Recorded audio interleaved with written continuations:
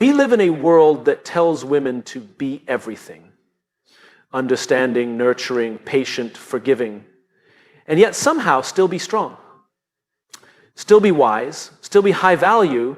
But what no one tells you is that to truly be high value in love, you have to unlearn the idea that love is something you have to fight for. When you constantly try to prove your worth to someone, you forget you already had it. You forget that you were never supposed to beg for the very things love is meant to give freely: attention, honesty, effort, presence. You cannot keep showing up for someone who only notices you when you're slipping away. That's not love, that's convenience. High value isn't about status. It's not about what you wear, how much you make, or how many people chase you. It's about your energy. It's about the message your presence sends without you saying a word. It's about knowing you are enough and refusing to shrink in relationships just to be chosen. So many women stay in situations hoping someone will change, hoping that if they just hold on a little longer, love will start to feel the way it's supposed to. But here's the truth. If it costs your peace, it's too expensive. If you have to lose yourself to keep it, it was never worth it. You don't become high value by waiting to be seen. You become high value when you decide you don't need to be validated to know you matter. When you stop trying to be the exception to someone's inconsistency. When you stop calling red flags potential. When you finally understand that love doesn't hurt, it's the settling that does. You teach people how to treat you, not through confrontation, but through alignment. When you walk in your worth, the wrong people fall off without a fight. You don't have to scream it, explain it, or argue it. Your standards speak for you. So stop doing the thing that keeps breaking you heart. Stop making excuses for people who keep showing you they're not ready. Stop confusing struggle for loyalty. Stop accepting apologies instead of change. And stop loving people who only show up when it's convenient for them. Your love is not a test someone has to pass. It's a gift someone has to cherish. Be the woman who doesn't need to be reminded of her value. Be the woman who chooses peace over potential. Be the woman who finally realizes that the right love doesn't make her feel less. It makes her feel seen. There comes a moment when you have to stop and ask yourself, why am I trying so hard? Not in your career, not in your goals, in your relationship, in the way you love. Because love, real love, isn't something that demands performance. It's not a prize to be earned. It's not something you win by proving yourself over and over again. But so many of us have been conditioned to believe otherwise. We learned somewhere along the way that if we're just more patient, more forgiving, more flexible, then maybe we'll finally be enough for someone to love us the way we deserve. And that mindset is exhausting. It's heartbreaking. It's wrong. You cannot earn love that's real. You can only receive it. The minute you start believing that love is something you have to earn, you step into a trap. You start silencing yourself so you don't seem too much. You shrink your needs so you don't push them away. You give more than you have because you think love is about sacrifice.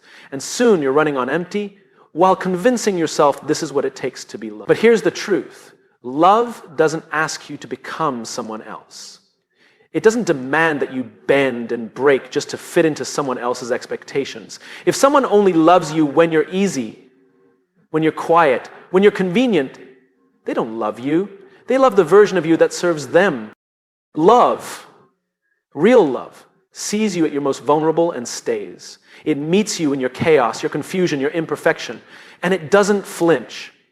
That kind of love doesn't have to be earned. It's offered willingly and freely, without conditions. When you're constantly trying to earn love, you stop showing up as your true self. You become who you think they want you to be. And in doing that, you rob yourself of the chance to be truly seen, truly valued. You live in fear, fear of losing them, fear of being replaced, fear that the moment you stop trying so hard, it'll all fall apart. But the right person won't let it fall apart just because you finally chose to rest. The right person won't make you feel like love is a test you keep failing. They won't disappear the moment you stop overgiving. They will stay, not because you earned it, but because you're enough. Let that sink in. You are enough. You don't have to audition for love. You don't have to prove you're lovable. Your worth is not determined by how much effort you put into a relationship. It's already there. It's in your heart. It's in the way you show up with honesty, empathy, and care. And that kind of heart deserves to be met with equal effort, not with resistance. The moment you realize that, everything changes. You stop chasing people who only show up halfway. You stop holding on to relationships that make you question your value. You stop waiting for crumbs of attention and start walking toward the fullness of what you truly deserve. This isn't about giving up on love. It's about giving up on the version of love that hurts you. It's about refusing to participate in dynamics that make you feel small, unseen, or replaceable. Because love is not a performance, it's not an exchange, it's a connection, it's mutual, it's reciprocal. And when it's real, you won't have to work so hard to keep it. So stop trying to earn love that should be given freely. Start choosing the kind of love that chooses you. Fully, gently, and without conditions. Because the day you do that is the day you become impossible to forget. You don't earn respect by asking for it. You don't get it by demanding it. You get it by showing the world how you treat yourself. You get it through the quiet power of your standards, what you tolerate, what you walk away from, what you never apologize for. Respect doesn't start with them. It starts with you. Too often we wait for others to validate our worth. We wait for someone to realize we deserve more. We keep giving chances, explaining our boundaries, hoping they'll change, hoping they'll get it. But the truth is, if you have to beg someone to respect you, they already don't. You don't need to explain your worth. You need to embody it. Your standards are the blueprint. They tell the world how to treat you. They are reminders of how deeply you've chosen to value yourself. And when you set them clearly, confidently, and consistently, something powerful happens. People adjust, or they leave. And both are answers. If someone has to be convinced to treat you well, they're not your person. And if you lower your standards just to keep someone close, you've already lost the most important relationship, the one with yourself. It's not your job to fix people. It's not your job to soften your truths so someone else can feel more comfortable in their disrespect. When you have standards, they're not walls. They're filters. They don't keep love out. They keep self-betrayal out. They guard your peace. They honor your growth. You shouldn't have to keep repeating yourself to be heard. You shouldn't have to water yourself down to be accepted. You shouldn't have to overextend just to be considered. That's not love. That's compromise. And compromise is only healthy when both people are meeting in the middle, not when one person is constantly carrying the weight of the connection. Respect is the foundation of every real relationship. Without it, love turns into control, communication turns into manipulation, and intimacy turns into obligation. When someone respects you, they don't have to agree with you all the time, but they do make space for your voice, your values, and your boundaries. But again, that respect starts with you. You have to stop explaining your standards to people who are committed to misunderstanding them. You have to stop shrinking yourself just to avoid conflict. You have to stop staying silent just to keep the peace, because that kind of peace always costs too much. When your standards are rooted in self-respect, they don't make you difficult. They make you clear. They don't make you intimidating, they make you real. And anyone who's ready for that level of authenticity will rise to meet you. They'll match your effort. They'll honor your pace. They'll respect your no as much as your yes. You don't need to broadcast your boundaries. You don't need to yell. You don't need to explain over and over again why you won't settle. You just need to be consistent. Respect is a mirror. It reflects what you accept. If you tolerate inconsistency, it becomes the pattern. If you ignore red flags, they multiply. But the moment you stand firm in who you are, everything shifts. It's not about being cold, it's about being clear. It's not about being hard to love, it's about refusing to be mistreated. You're not too much for the right person, you're just too real for the wrong one. So stop asking for respect. Start showing it to yourself in every decision you make, every boundary you hold, every moment you choose not to settle, because when your standards are loud, you never have to be. There's a dangerous mindset floating around, one that says we should be grateful for the bare minimum. That if someone texts back, checks in occasionally, shows up once in a while, we should celebrate it like it's love. But that's not love. That's inconsistency dressed up as effort. And we need to stop romanticizing it. Consistency isn't a bonus. It's not a luxury. It's the bare minimum. Because if someone only loves you on the good days, if they're only present when it's convenient, if their energy depends on their mood, that's not a relationship. That's a roller coaster. And a high-value woman doesn't have time for emotional amusement parks. You see, consistency builds trust. Without it, there is no emotional safety. You can't plan a future with someone whose behavior changes with the weather. You can't build something meaningful on a shaky foundation. It doesn't matter how charming someone is one day if they disappear the next. Doesn't matter how sweet their words are if their actions keep falling short. And here's what no one tells you. Inconsistent people are often the most intense in the beginning. They know how to make you feel special fast. They know how to say all the right things, how to draw you in. But intensity is not consistency. And confusion is not chemistry. Stop mistaking chaos for passion. When someone is consistent, it's not always flashy. It's not about grand gestures. It's about the text you didn't have to beg for. The call that always comes. The support that shows up even when it's not convenient. The kind of presence that says, I see you and I'm here every time. That's the kind of love that makes you feel safe, not anxious, seen, not tested. A lot of people think being inconsistent makes them mysterious or unattainable, but what it really makes them is unreliable. And unreliability is a red flag, not a trait to fix. You don't have to teach someone how to be consistent when they're truly ready. You won't have to guess where you stand. You won't have to decode their silence. You won't have to question if today will be the day they show up or disappear. Stop normalizing hot and cold behavior. Stop giving second, third, and fourth chances to people who only show up halfway. Love that leaves you confused is not love. It's control. Because it's emotional manipulation. And the longer you entertain it, the more you start to believe that this is all you deserve. But you deserve more. You deserve the kind of love that doesn't make you doubt it. You deserve effort that repeats itself, attention that doesn't fade, affection that doesn't come with conditions. That's not too much to ask. That's the minimum. That's the standard. It starts with you. Be consistent in how you love yourself, in how you show up for your boundaries, in how you say no to what doesn't serve you and yes to what aligns with your peace. The more consistent you are with your standards, the quicker the wrong people filter themselves out. And when someone new comes along, don't fall for the hype. Fall for the pattern. Don't get swept up in the middle. Watch how they show up when things are hard, when you're not easy to love, when you're tired, when you're real. That's when consistency counts. Because at the end of the day, love isn't proven in the moments that are perfect. It's proven in the moments that are tested. And the people who are meant for you, they won't make you beg for the bare minimum. They'll offer it freely and then build on it. Love was never meant to be chased. Affection was never meant to be earned through pursuit. And yet, how many times have you found yourself running after someone who keeps drifting farther away? You call, they take hours to reply. You plan, they cancel. You express, they deflect. And still, you stay. Still, you chase, hoping, praying, believing that maybe, just maybe, if you try hard enough, they'll come around. But here's the truth. If you have to chase it, it's running from you. Anything that's meant for you will meet you halfway. It won't hide. It won't play games. It won't create a maze for you to navigate. You won't have to beg for clarity or prove your worth. The moment you feel yourself doing all the emotional labor in a relationship, pause, ask yourself what you're really holding on to. Is it the person or is it the potential? Because there's a difference between being chosen and being available. When someone is running from intimacy, running from responsibility, running from their own wounds, they're not ready to hold space for you. And no amount of chasing will change that.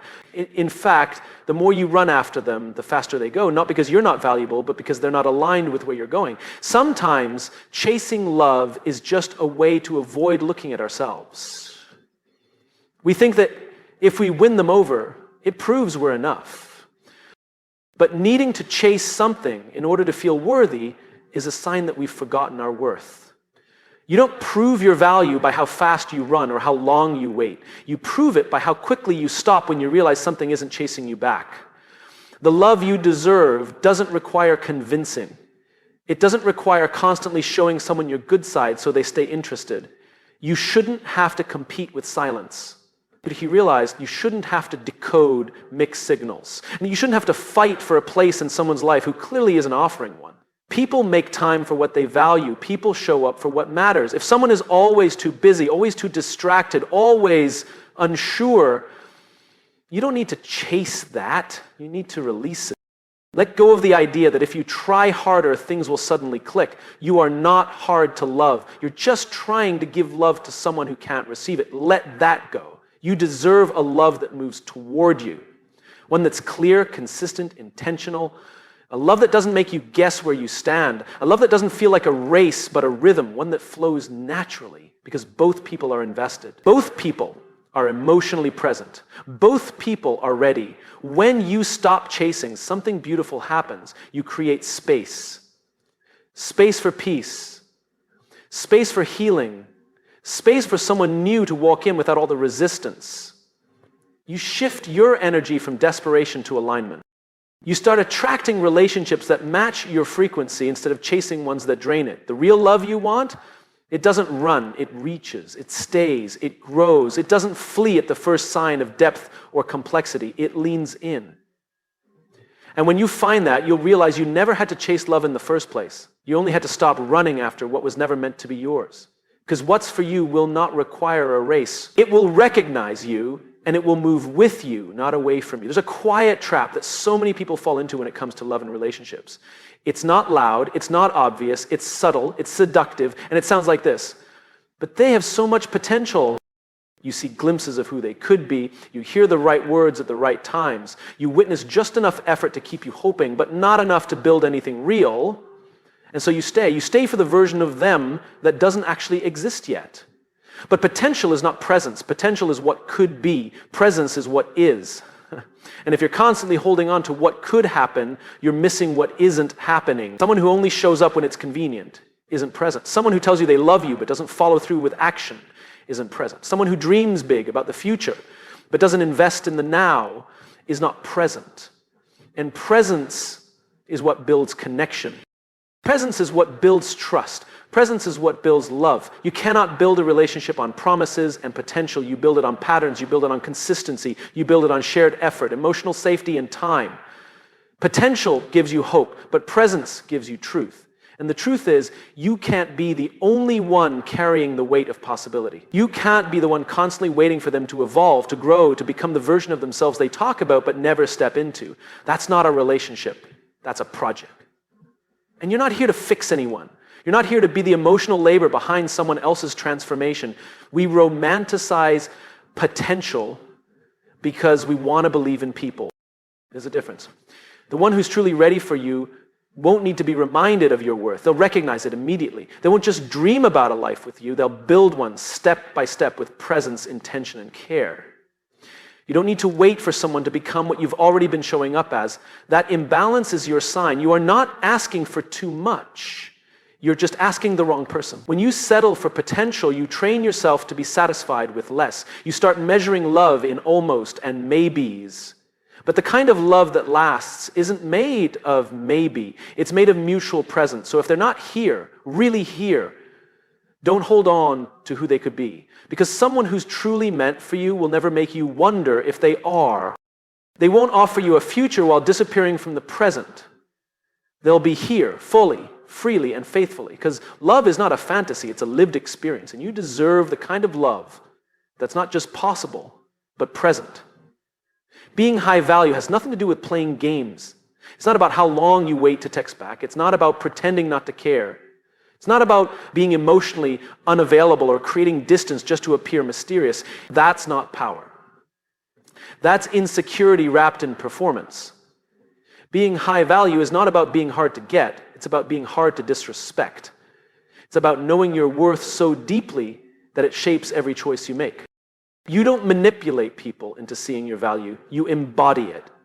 You don't chase validation. You don't audition for love. You simply show up as your full self. And anyone who can't handle that isn't your assignment. A high-value woman doesn't raise her voice to be heard. She doesn't argue for her place in someone's life. She doesn't compromise her boundaries for temporary attention. Her strength is quiet. It's in the way she walks away when someone starts playing games. It's in how she stays rooted when others try to shake her foundation. It's in the way she refuses to let potential outweigh patterns. She doesn't confuse chemistry with consistency. She doesn't get distracted by words that don't match actions. Because she's not looking to be pursued by someone who can't meet her pace. She's looking to be met, not impressed. And she understands that the right person won't be confused by her confidence. They'll be drawn to it. They'll rise to meet it. See, being hard to disrespect doesn't mean being cold or distant. It means being clear. It means having a standard, a line that's not up for negotiation, a boundary that doesn't bend just to avoid being alone. When someone disrespects your time, your values, your emotions, How you respond teaches them what's acceptable. And a high-value woman doesn't tolerate what wounds her just to keep the peace. She knows that her value isn't determined by how desirable she appears to others. It's defined by how she values herself when no one's watching. She honors her time. She protects her peace. And most importantly, she doesn't allow anyone to access her life who treats her like an option. Being high value means you can be soft and still strong. Open-hearted but not open to anything. Compassionate but not available for chaos. It means you've done the inner work and now you're not moved by surface-level promises. You're watching patterns, you're listening to energy, and you're acting accordingly. You're not here to convince anyone to treat you right. That's not your job. Your job is to treat yourself right and let your boundaries do the rest. The moment someone disrespects you, dismisses you, or diminishes you, you don't explain your worth, you exit. Because if they can't see your value, it's not your role to translate it for them. The person who's right for you will already speak your language. So stop playing small to be liked. Stop diluting your voice to be accepted. Stop tolerating inconsistency just because you're afraid of starting over. You don't need to be hard to get. You need to be impossible to play. You don't need to keep them guessing. You need to be so rooted in your worth that anything less than respect becomes glaringly obvious and non-negotiable. Because when you truly understand your value, disrespect doesn't even get a seat at the table. It doesn't even get in the room. That's what being high value really means. It's not about proving anything. It's about protecting everything, your peace, your time, your heart. That's the real flex.